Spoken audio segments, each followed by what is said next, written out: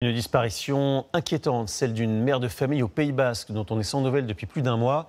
Son mari est soupçonné, il est en détention provisoire, il a été retrouvé inconscient le jour de la disparition, mais le parquet pense à une mise en scène, une affaire pleine de mystères que nous racontent sur place Hortense Villatte et Jordi Demory.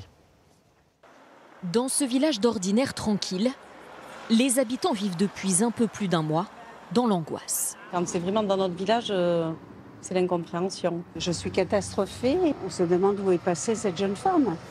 Laure Zakello, 43 ans, a disparu à Urugne le 21 juin. Ce jour-là, Alexis J., son mari, est retrouvé blessé à la tête et inconscient devant la maison du couple.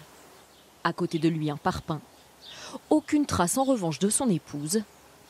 Dans le voisinage règne depuis le plus grand silence. Mais je ne peux pas vous en parler de ça. Aucun commentaire. Non, vraiment, non. Pour les enquêteurs, l'agression du mari serait une mise en scène.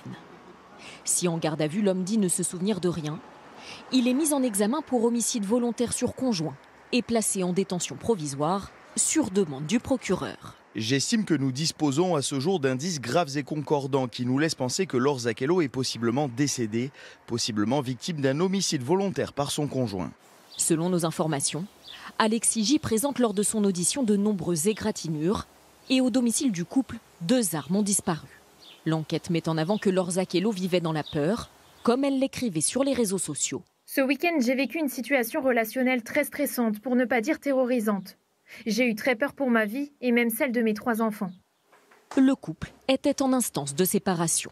Elle a une caméra sur elle parce que la crainte de son époux fait qu'elle ne se sent pas en sécurité. Les parents ont vu Laure dépérir. Ils se disent que celui qui avait ce comportement si ambigu dans les derniers temps a peut-être les clés d'une énigme.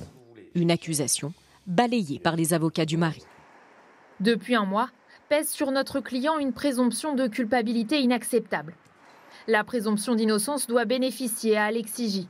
Alexis J a accepté de répondre aux questions des enquêteurs et s'est longuement expliqué devant le magistrat instructeur.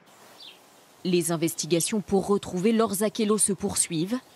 Elles se sont pour l'instant concentrées dans ces montagnes autour du domicile du couple.